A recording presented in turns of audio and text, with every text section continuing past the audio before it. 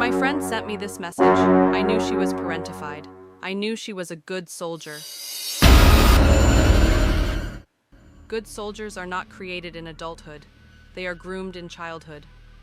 Armies around the world understand something most people do not. A soldier's effectiveness in combat increases when that soldier grew up as an adultified child. Comparative analyses among military personnel have shown a correlation between childhood exposure to violence and enhanced operational performance. This is not accidental. It is precisely the type of human being that narcissistic and psychopathic parental figures know how to manufacture naturally. A soldier, a servant, a doormat trained to work without rest, without pay, without recognition. But how does this happen? Why do some children exposed to early violence become good soldiers, while others do not? What traits must the child possess? What traits must the abusive parent possess? How does the psychological mechanism function? The one that binds, molds, and convinces a young person to sacrifice their own life for the mission of protecting others. And most importantly, is there a way out? This mechanism is dark, but it is precise. The child selected for parentalization is not random. They are special. They are naturally empathic, kind, affable, highly sensitive to the emotional states of others, especially those more fragile than themselves. They feel pain quickly. They are motivated by collective well-being. They seek to reconcile, to repair, to help. In theory, society praises this profile. In practice, it exploits it. Empathic children are rarely educated to become leaders. Instead, they are shaped into cannon fodder, people pleasers. From early childhood, they are programmed with dangerous, even fatal beliefs, that love is sacrifice, that worth is service, that empathy requires self-erasure. But empathy without reciprocity is not virtue, it is vulnerability. When abuse, neglect, emotional manipulation, material deprivation, and instability become chronic, every episode becomes a lesson. For any child, this is damaging. For the empathic child, it is formative. Over years, even decades, these lessons reinforce a pattern. Endure, protect, do not complain, perform. The result is the perfect soldier, the perfect servant. Military analysts studying lethal efficiency found that higher effective shooters often shared similar early life histories: parental neglect, premature responsibility, caring for younger siblings, managing adult tasks early. These early conditions create a foundation for mission compliance under stress. Living under stress is normalized, reduced hesitation, altruistic self-sacrifice, resilience under extreme pressure. The loving child's strength becomes harnessed by distorted parental figures who deform potential in order to use it.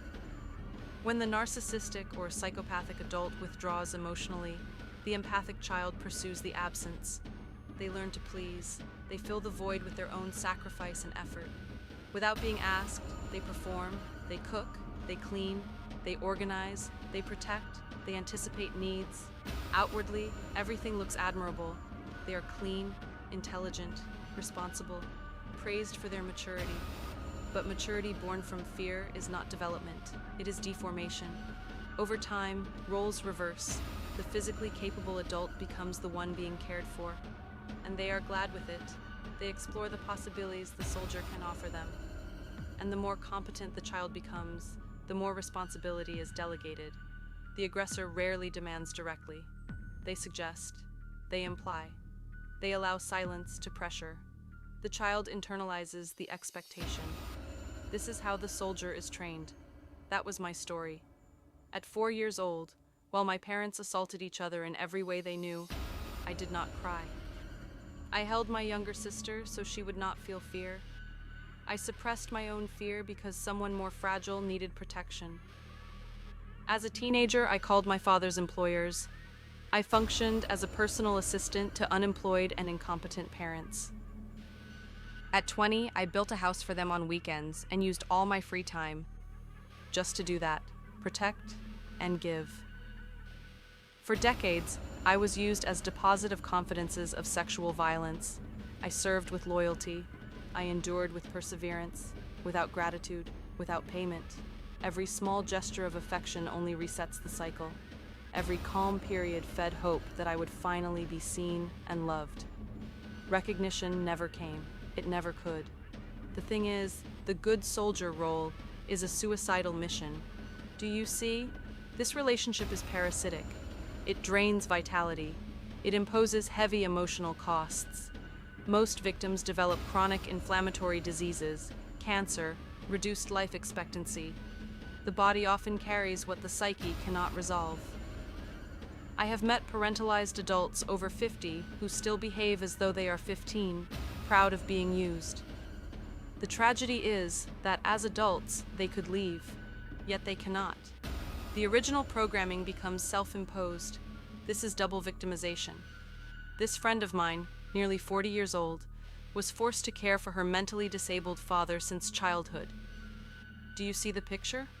She is intelligent and capable, yet she cannot leave her parents. She is a pretty and simple girl that lots of people would love to meet. Exactly the kind of person the world needs, but she is hiding and busy being a soldier for monsters. She cannot travel freely. She cannot find a partner. She cannot prioritize her own joy.